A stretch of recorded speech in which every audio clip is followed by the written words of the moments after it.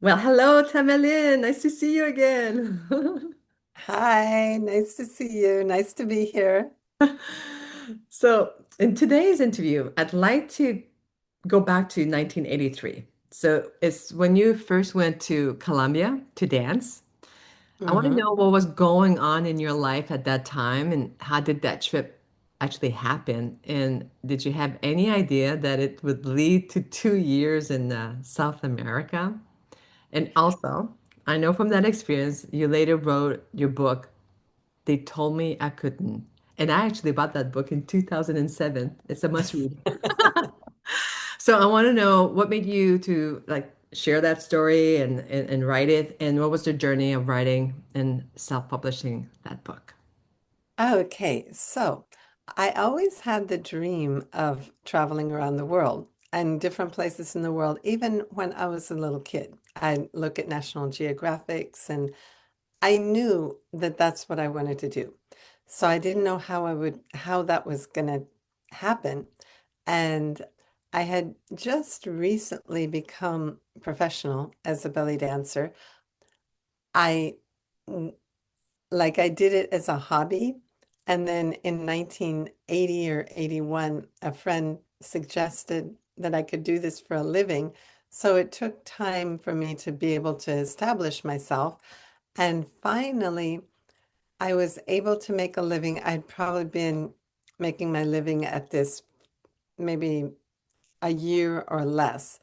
And there was a local dance teacher who called me and she said, "Would you like to go to Colombia? There's some musicians looking for a couple of dancers to go to Colombia." So, oh no, before that, somebody else called me and then I met the musician. He was a total jerk. And I'm like, so when she called me, I'm like, no, I met the guy. He's a jerk. And she's like, no, it's not him. It's somebody else. It was the same gig, different musicians. And so I went to her house and I don't remember. I know that she told me who I would work with and this and that. I don't remember all the details. It was a very long time ago, but I agreed. And I went to Colombia. Like, of course, they gave me the airplane ticket. There was another dancer named Giselle. She was from Miami. And was a group of musicians coming from different places, some from Canada, some from the US. There was one named Ibrahim from Miami. So me, Giselle, and Ibrahim flew to Colombia together. And they picked us up back then in Bogota. All the men wore dark suits. They looked very serious and formal. And it was all men. And they picked us up and they took us to this guest house. We thought we were going to a hotel, and it was this house, this fancy house with toys, children's toys all over the living room. We're like, where have they taken us? Are we being kidnapped? We didn't know what was going on because I hadn't traveled. I actually had traveled, not for dancing, but on my own. And I was just, we were all like, we don't know where we are, why there's children's toys everywhere. And they gave me and Giselle a little suite with two rooms. And then let's see what happened. Oh, so the next morning we heard babies and everything, and it turned out it was a guest house that was for people who came to Colombia to adopt children. And that's why there were all the children's stuff. And it was very nice and it was great.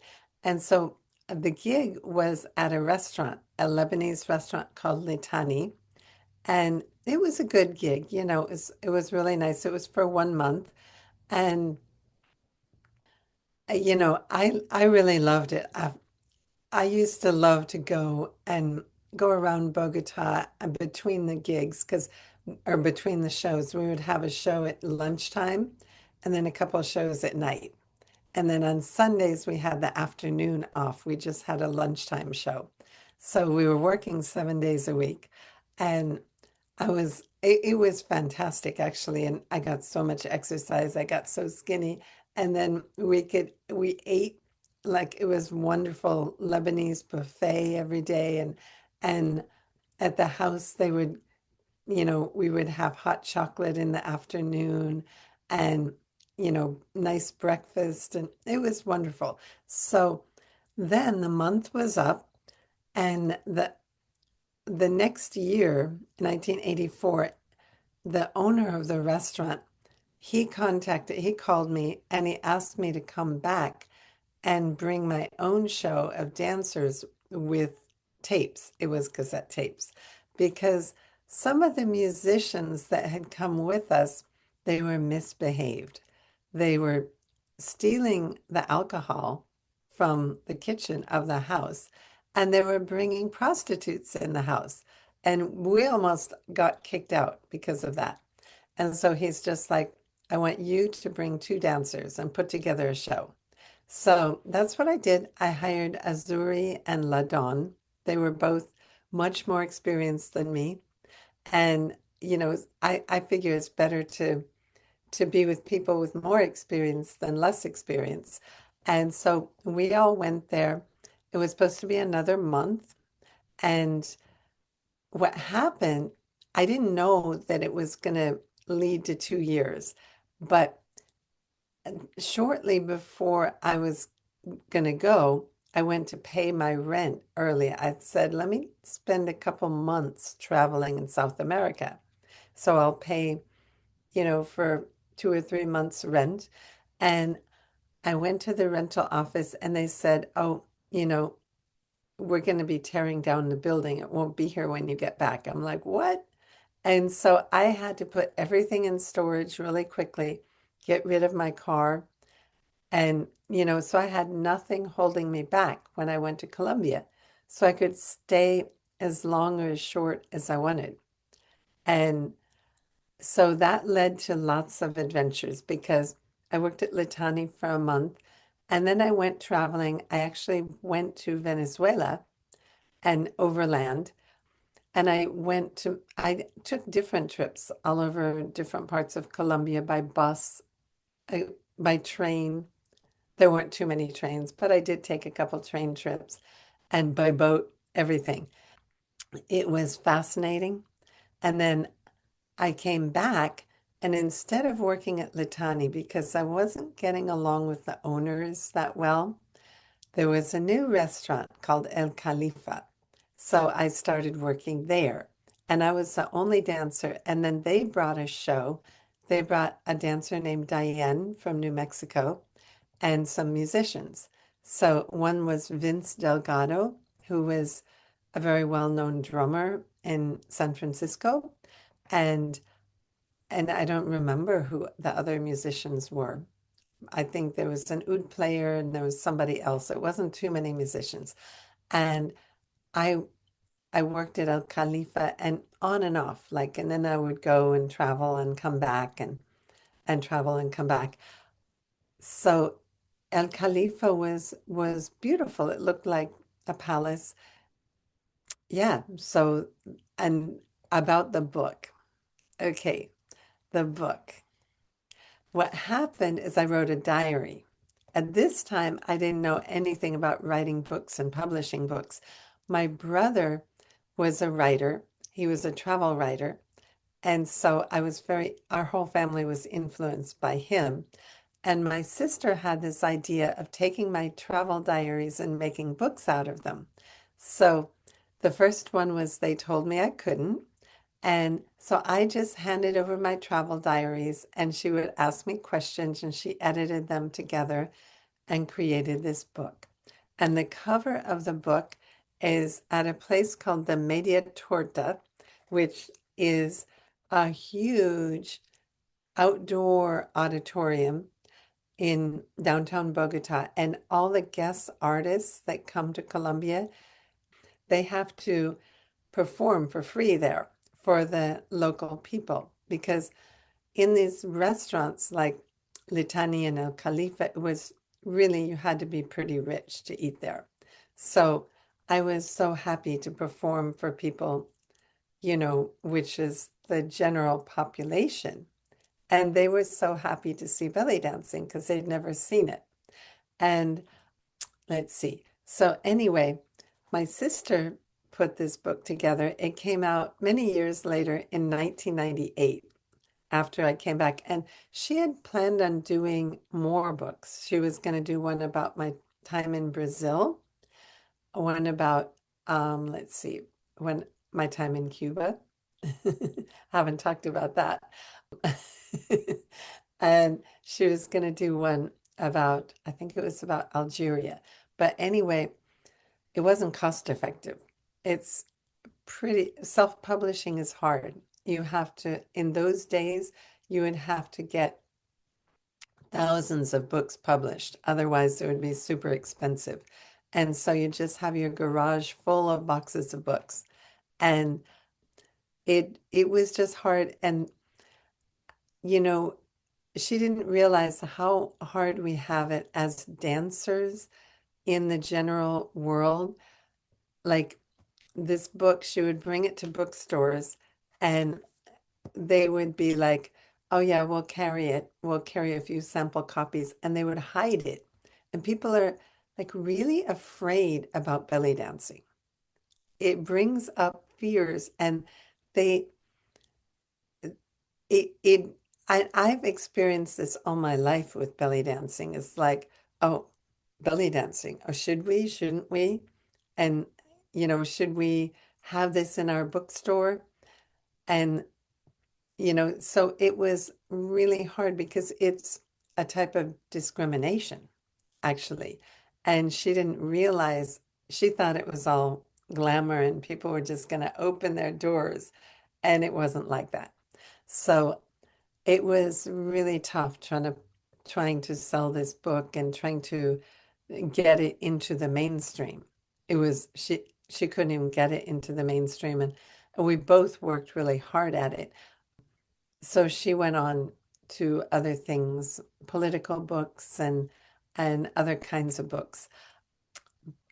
And then I can tell you at a later date, I will be talking about this one, 40 Days and 1001 Nights, because I tried my hand at self-publishing because I really felt I had to do it, and I did it.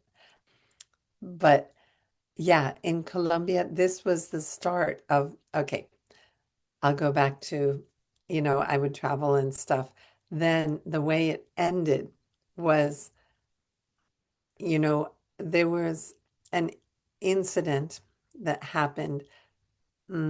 It's something with our government's policies toward the drug traffickers that they had caught, the Colombian drug traffickers. They were going to extradite them back to Colombia, and that was going to be really dangerous for them. So the mafiosos were like, in retaliation, they were going to kill Americans.